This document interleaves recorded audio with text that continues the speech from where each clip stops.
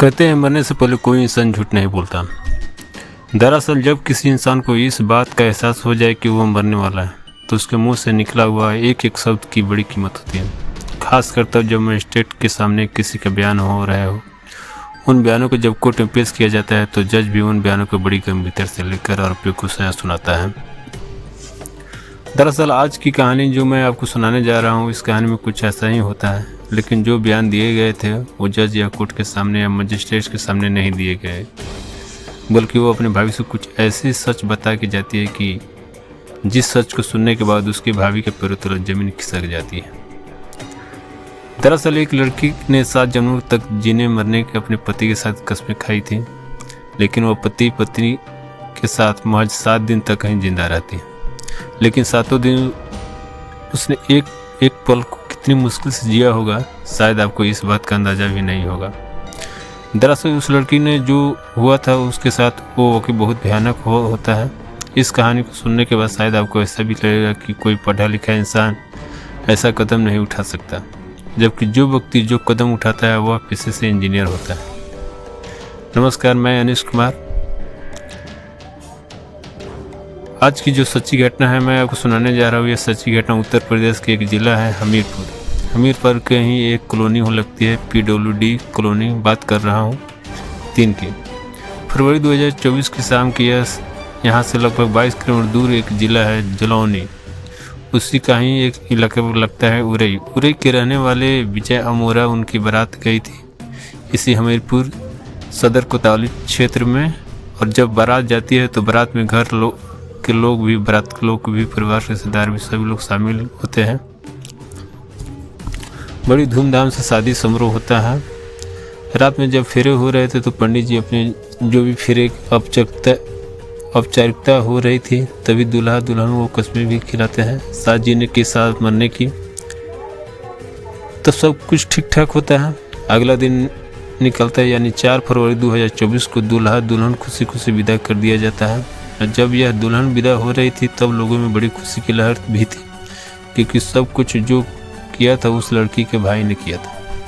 भाई की वो ऐसी बहन थी, इकलौती बहन, क्योंकि माता और पिता पहले ही मर चुके थे। बहन को बड़े नाजुक से पाला गया था, लेकिन उसकी उम्र लगभग 35 साल हो गए थे, आसपास की हो चुकी थी। जब वह बहन विदा होती है तो काफ़ी विलाप में होता है और खुशी भी मनाई जाती है, क्योंकि उसे तो ससुराल जाना ही था।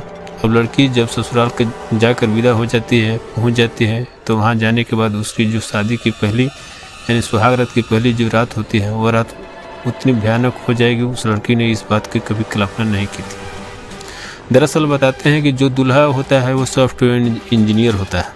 उसकी भी उम्र लगभग 35 साल के आसपास होती है। शायद इस टेस्ट की वजह से यह खुद पर भरोसा नहीं था, तभी अपने दोस्तों को कुछ ऐसा मशवरा लेता है जो शायद उसे नहीं लेना चाहिए था।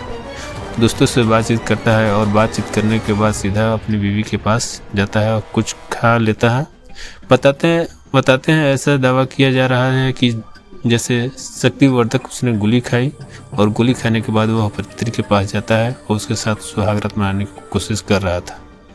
पूरी रात निकल जाती है और वो अपनी पत्नी के साथ कुछ इतना गंदा, इतना घिनौना कृत्य करता है जैसे कोई हवस का पुजारी होता है और किसी लड़की या किसी महिला के साथ बलात्कार करता है। पूरी रात वो अपनी बीवी के साथ कभी प्रकृति कभी अप्रकृति यौन संबंध बनाता है। और जब उसकी पत्नी विरोध किया कि इसे क्या कर रहे हैं तो उसने अपनी पत्नी को पहले ही रात में उसे दरिंदे ने बहुत पीटा और डांटा, मारा भी, लेकिन वह अपनी जब तक उसकी हसरत पूरी नहीं हुई तब तक वह उसके साथ ऐसे ही गंदा घिनौना कृत्य करता चल रहा था। उसकी पत्नी विरोध भी नहीं कर पाई। पत्नी का नाम दरअसल आरती अमेरा होता है।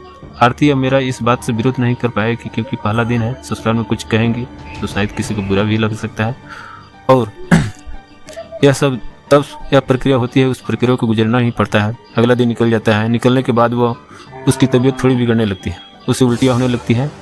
वो समझ नहीं पा रही थी कि उसे क्या हुआ है। एक फॉर्मेलिटीज के तौर पर एक छोटी मोटी कुछ डॉक्टर को बुलाकर दवाइयाँ दिलाने में वो दिलवा दी।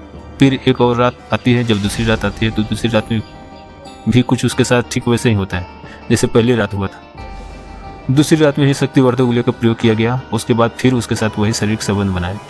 उसने विरोध भी किया, लेकिन विरोध उसका कुछ काम नहीं आ रहा था और उसके साथ जैसे घिनौना गंदा कृत्य हुआ, प्रकृति का प्रतीक, उस साथ यौन संबंध बनाए गए और उसको बहुत बुरी तरह से पातार भी किया गया। दूसरी रात भी उसकी हालत बिगड़ने लगा, वो परेशान होने लगती है और ससुराल में उसका दूसरा दिन था, इसलिए अपनी बीवी अपनी ज़िंदगी से जुड़ा हुआ जो सच उसके सामने हो रहा था, पहली रात दूसरी रात तो समझ नहीं पा रही थी, किसे कहें, क्या करें ना करें।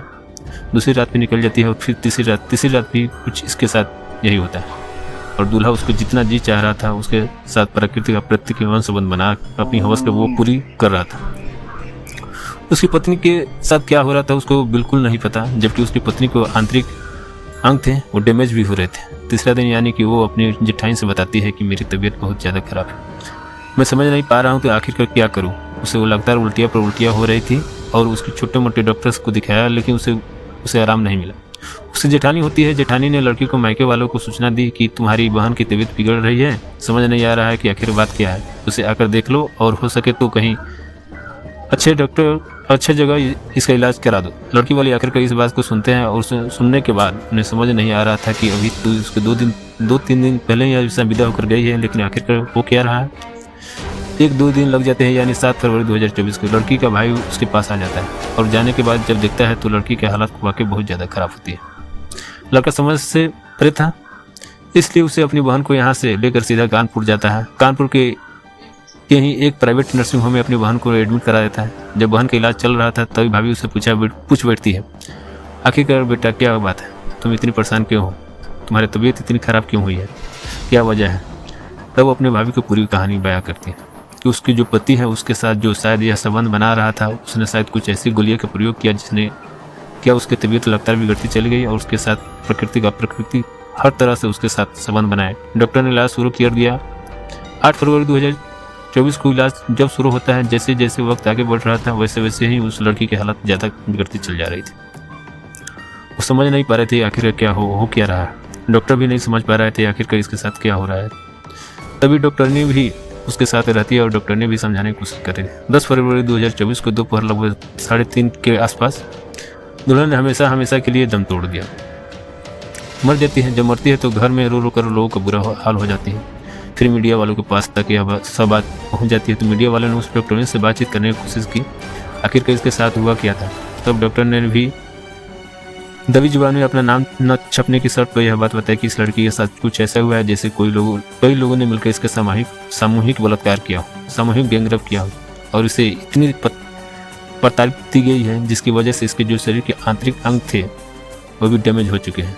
इसका पोस्टमार्टम भी कराया जाता है और जब ये सब इसकी अंतिम संस्कार के लिए पहुंचता है तो परिवार वालों को, गांव वालों, उस मोहल्ले वालों को रो कर बुरा हाल हो जाता है। लोग सोचने पर मजबूर हो जाते हैं। जब भाभी के सामने एक मीडिया कर्मी ने अपना कैमरा लगा उससे पूछा कि क्या बात है, क्या आप बता सकते हैं, तब उसने बताया कि उसकी पत्नी ने कुछ शक्तिवर्धक गोलियां खाने के बाद उसके साथ शारीरिक संबंध बनाए थे जिसकी वजह से पूरी ननद की हालत बिगड़ती चली गई और वह वक्त पर उसका इलाज करा देते तो शायद वो जिंदा होता।